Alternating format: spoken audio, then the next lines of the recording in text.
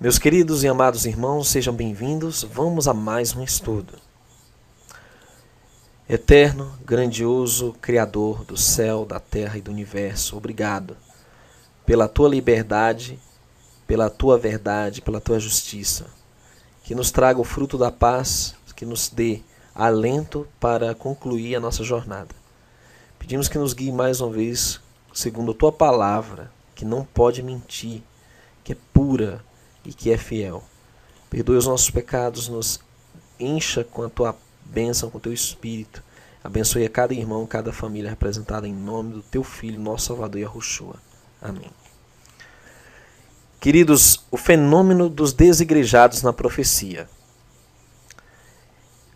Esse movimento que tem surgido nos últimos anos é um movimento que foi predito nos livros proféticos. Nós observamos a crescente preocupação do sistema religioso com esse fenômeno. Sites religiosos estão constantemente anunciando os desigrejados, assim chamados, um termo pejorativo que indica alguém que não tem igreja, ou, por assim dizer, não tem uma instituição, uma nomenclatura, uma placa. Tanto protestantes como católicos estão aflitos com esse movimento. Vídeos e mais vídeos dos líderes religiosos estão sendo produzidos para impedir que as pessoas deixem os templos. Isso é uma preocupação crescente devido à massificação das informações e de muitas verdades que estão sendo declaradas pela internet, principalmente. Bem, a realidade é que na Austrália, por exemplo, 50% da população não tem denominação. 10% são ateus.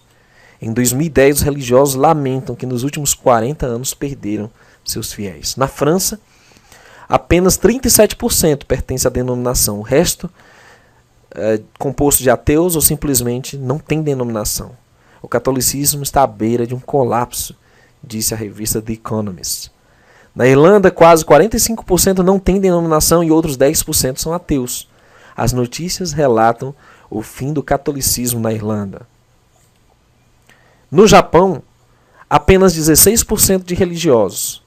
62% não são religiosos ou são ateus.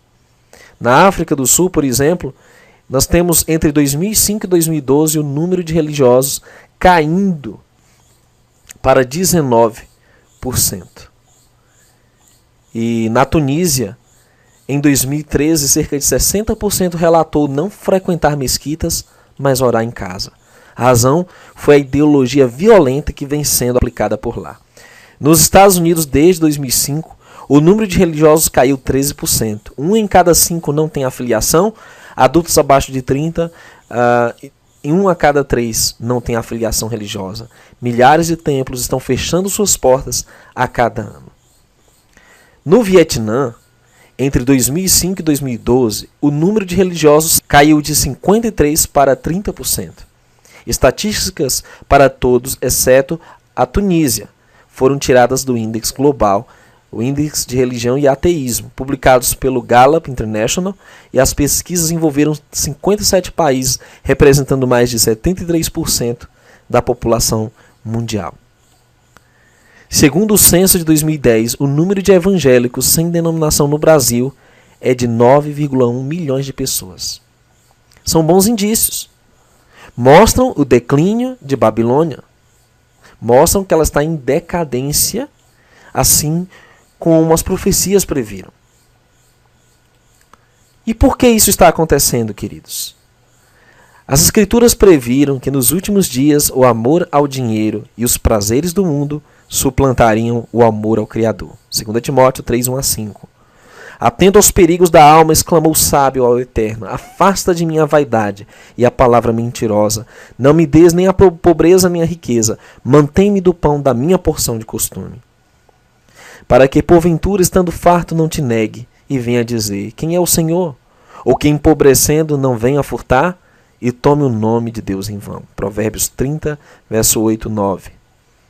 Queridos, a triste realidade é que nós vemos o enriquecimento ilícito de mais líderes religiosos e o empobrecimento da grande maioria. Na Nigéria, por exemplo, onde pessoas sobrevivem com menos de €1 por dia, pregadores ostentam rios de dinheiro, arrecadam milhões e estão vivendo em luxo enquanto crianças estão morrendo de fome, enquanto pessoas estão à miséria. O apóstolo Paulo escreveu: não comercializamos a palavra do Eterno, 2 Coríntios 2,17. Mesmo que Paulo fosse um ministro proeminente do Eterno, ele frequentemente trabalhava em seu ofício para não ser pesado a ninguém. Atos 20, verso 34. Sua atitude refletia a glória do Mestre, que ensinou: de graça recebei, de graça dai. Mateus 10, versos 7 e 8. Em harmonia com esses princípios, nós do Projeto Verdade Revelada não vendemos mais nenhum produto e nunca cobramos dízimo. Ao invés disto, procuramos ajudar os pequeninos. Sugerimos que você faça o mesmo, seguindo as orientações das Escrituras, conforme Mateus 6, verso 2 e 3. Não faz muito tempo atrás, meus queridos, a decadência do sistema religioso não era esperada. O Eterno, no entanto, previu este acontecimento e o registrou nas Escrituras. Usando a linguagem simbólica, todo o sistema religioso é comparado a uma prostituta imoral chamada Babilônia a Grande. Apocalipse 17, 1 e 5. Estes símbolos se encaixam com a falsa noiva do Messias. Conquanto declara infidelidade a Deus, tem se mancomunado com os governantes da terra para obter poder e riqueza. Os reis da terra fornicaram com ela, diz o Apocalipse 18, 9. O termo Babilônia também é apropriado, porque muitos ensinos das falsas religiões e práticas, tais como salvação no templo, adoração do domingo, festas pagãs, trindade, imortalidade da alma e ocultismo, têm suas raízes na antiga Babilônia, uma cidade mergulhada na falsa religião e superstição. Favor, lê Isaías 47, verso 1 e verso 8 a 11. A poderosa Babilônia caiu quando o seu fosso de águas do rio Eufrates, que a protegia, secou, abrindo o caminho para os medos e persas conquistarem a cidade. Jeremias 50, verso 1, verso 2 e verso 38. De fato, Babilônia foi derrubada em uma só noite. Ali, Belsazar, rei de Babilônia, foi destruído por Ciro. Em Daniel 5, verso 7, 28 e 30. A Babilônia final também se assenta sobre muitas águas. Seu significado é povos e multidões, os bilhões que apoiam a falsa religião, em Apocalipse 17, 1 e 15. As Escrituras predizem que as águas simbólicas secarão todos os que permanecerem no sistema mundial, conforme Apocalipse 16, 12, capítulo 18, 8, nas mãos de quem? Destes associados políticos, cujo amor por ela se tornará em ódio. As Escrituras dizem que eles despirão, deixarão nua, devorarão sua carne e a queimarão. Este ódio previsto pelo Apocalipse segue logo após ao fracasso da nova ordem mundial, a nova religião mundial, o novo sistema da marca da besta econômico que eles irão implantar. As minhas ovelhas, diz o Eterno, andam desgarradas por todos os montes e por todo o alto outeiro. Sim, minhas ovelhas andaram espalhadas por toda a face da terra, sem haver quem perguntasse por elas, nem quem as buscasse.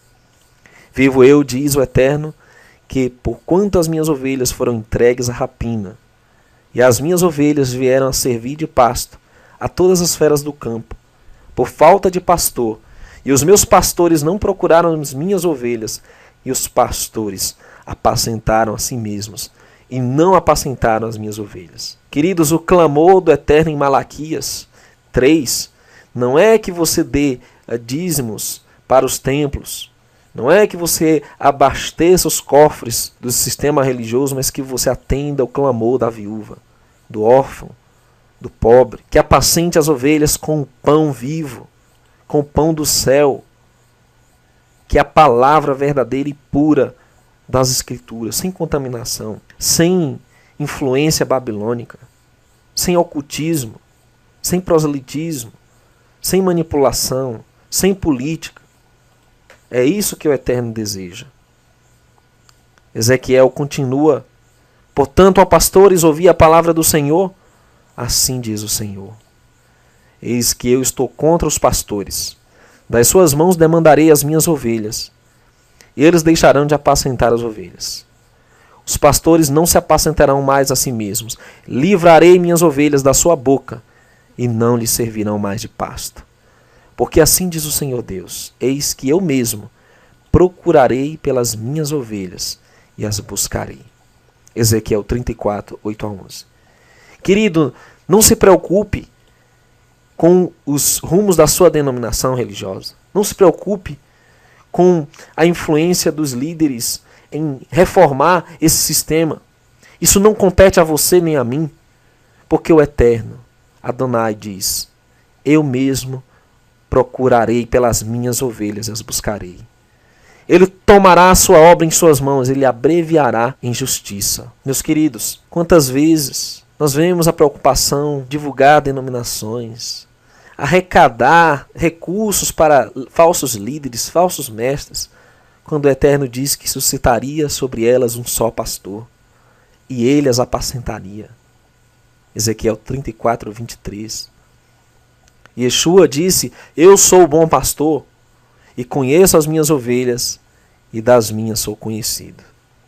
Assim como o Pai conhece a mim, também eu conheço o Pai, e dou a minha vida pelas ovelhas. Queridos, é tão lindo ver o amor do Eterno pelo seu povo disperso. É tão lindo ver o amor refletido em seu Messias, nosso Salvador, quando ele dá a sua vida pelas ovelhas, enquanto os outros são ladrões, salteadores, apenas destroçam as ovelhinhas, arrancam a lã, tiram a gordura, mas ele dá a vida pelas suas ovelhas. E promete, profeticamente falando, ainda tem outras ovelhas que não são deste aprisco.